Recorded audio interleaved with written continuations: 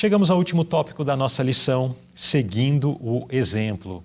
E vamos continuar aprendendo da palavra de Deus nesta lição maravilhosa que estamos estudando, ou que estudamos essa semana. Pergunta A.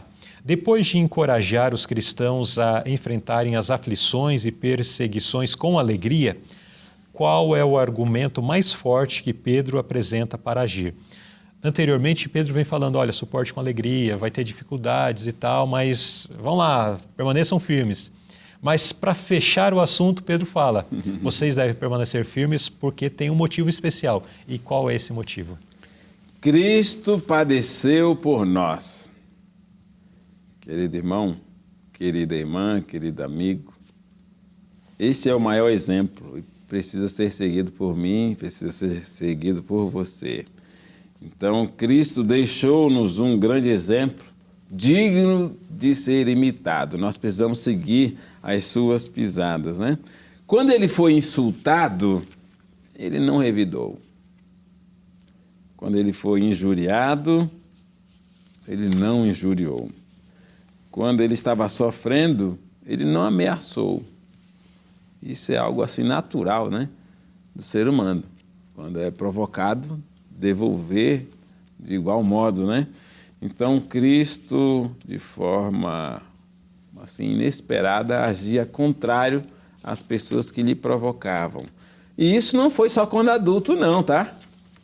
Quando ele era criança, quando ele era jovem, ele era insultado. Olha ali o filhinho de papai dando uma de trabalhador na carpintaria. Ele cantava. Daqui a pouco os colegas que veio arrumar uma confusão estavam cantando. Na fase adulta, ele continuou sendo nosso exemplo, né? Então, Jesus sofreu por nós mais do que qualquer um de seus seguidores pode sofrer por causa da crueldade dos maus. Então, ele sofreu. Se você passar por aflições, fique tranquilo, fique tranquila. Jesus é o nosso exemplo. Muito bem. E aqui cabe bem aquela frase, às vezes diante de situações adversas, diante de dificuldades, de encruzilhadas, né? Que caminho eu tomo? Direita ou esquerda? Enfim, qual é a decisão que devo tomar? Aquela pergunta clássica, se Jesus estivesse em meu lugar, Qual seria? Qual seria a decisão dele? E é exatamente aqui, trilhar o caminho que Jesus trilhou, diante dos momentos de decisão da nossa vida, qual caminho estamos escolhendo? Compartilhe conosco nos comentários ou no chat a sua experiência, o momento em que você parou e pensou, naquela situação eu estava para tomar uma decisão sobre tal assunto, eu parei e pensei, o que Jesus faria se estivesse em meu lugar?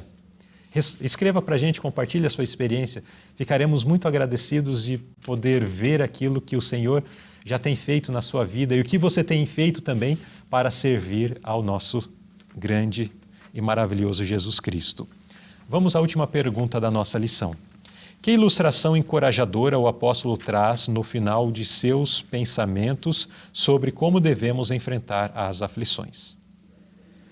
Então, quando nós estivermos passando por dificuldades, vamos lembrar que nós temos um pastor.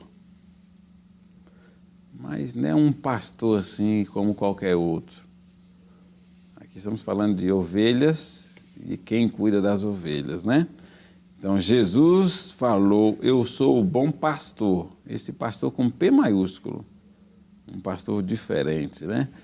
Porque existem alguns pastores que estão cuidando do rebanho e quando aparece um urso, aparece um leão, ele desaparece. Preocupado em poupar a sua vida e o rebanho fica à deriva, não é mesmo? Então, Jesus é o bom pastor e o bom pastor, ele chega a dar a vida pelas suas ovelhas. E foi isso que aconteceu. Então, Jesus está chamando a você e a mim de ovelhas. Entendamos que nós não estamos sozinhos, né? Já andamos desgarrados por algum momento, seja por circunstâncias do pecado, ou talvez longe de Cristo, né? Vivendo as coisas do mundo, mas Ele nos colocou no aprisco, né? Então, Ele vai em busca das ovelhas. Então, nós precisamos entender que precisamos agir como ovelhas. A ovelha, ela é um animal dócil, é um animal que não tem garras, É um animal de visão curta, cerca de 7 metros é a sua capacidade de visão. Ela não tem dentes fortes, ela tem dificuldade de discernir a erva daninha do bom capim e ela é muito indefesa, ela é ingênua e no sofrimento ela não abre a boca. E Jesus conhece bem cada ovelha, não é mesmo? Mas Ele é o bom pastor, Luzilei. E Ele fará tudo o que é necessário para salvar a mim e a cada um dos que estão acompanhando essa lição. Então, Ele é o bom pastor e Ele tem cuidado de nós. Então, isso é muito bom. Então, Ele já sofreu, é o que a gente viu na pergunta anterior, né? Ele sofreu como um cordeiro, como uma ovelha, não revidava aos insultos, mas aqui mostra agora que ele acompanha o sofrimento do seu povo, as dificuldades do seu povo, mas ele é o bom pastor e ele está cuidando de todos nós, Luzilei.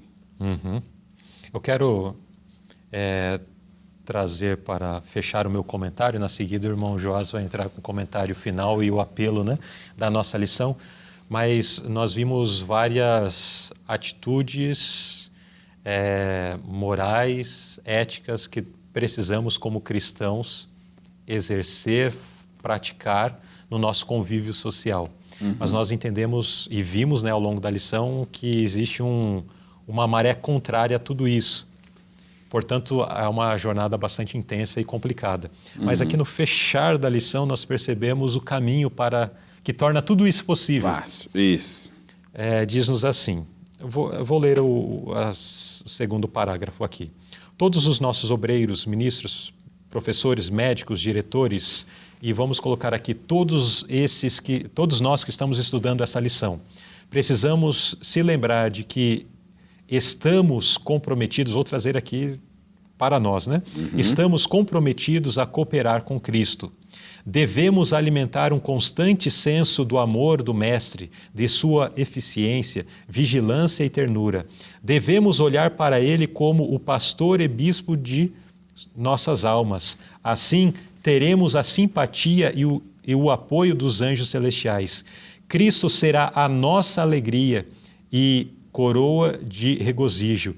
O Espírito de Deus controlará o nosso coração e teremos um conhecimento da verdade que os crentes de nome nunca poderão conhecer. Portanto, queridos, uma sujeição aqui para que Cristo trabalhe em nossos corações, para que o Espírito Santo controle a nossa mente, controle o nosso coração, para que então nós sejamos de fato essas pessoas que, apesar da correnteza, saiamos vitoriosos do outro lado. Verdade. Joás, o apelo final. Eu acredito que você, como cristão, tem se preocupado em ganhar almas. Isso é bom. Talvez você goste de pregar, passar a lição na igreja. Talvez você faz as atividades missionárias, contato missionário, distribui livros, folhetos. Você ora pelos seus vizinhos.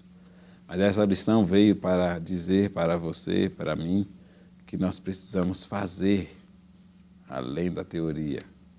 Então, nós precisamos, de fato, entender que no nosso dia a dia nós pregamos mais do que quando estamos indo à igreja para fazer um sermão. O nosso trabalho profissional durante a semana, como que nós estamos pregando para aqueles que estão ao nosso redor? Estamos sendo o melhor profissional em nossas transações? Será que somos vistos como aqueles que querem apenas ser beneficiados, olhando apenas o seu lado? Não é? Então, essa lição vem mostrando que você pode ser um grande pregador. O título é Testemunhando ao Mundo. Então, pelo seu exemplo, você está dando o maior de todos os sermões. Tem pessoas que podem estar pensando o seguinte: sua vida fala tão alto que eu não estou conseguindo ouvir o que você está tentando dizer. Então, nós precisamos ter essa preocupação, que as nossas atitudes sejam, então, recomendáveis como um bom exemplo. Isso vai causar um impacto nas pessoas que estão nos observando. Olha, aquela pessoa é diferente. Não é de ficar fofocando, não fala mal de ninguém. ela tem palavras bonitas, não tem um vocabulário com gírias, não xinga ninguém. É uma pessoa direita. Quando eu for cristão, eu quero ser da igreja onde ela assiste. É o desejo de Deus para nós, conhecedores dessa verdade, que possamos tornar as práticas das boas obras o maior sermão de nossas vidas.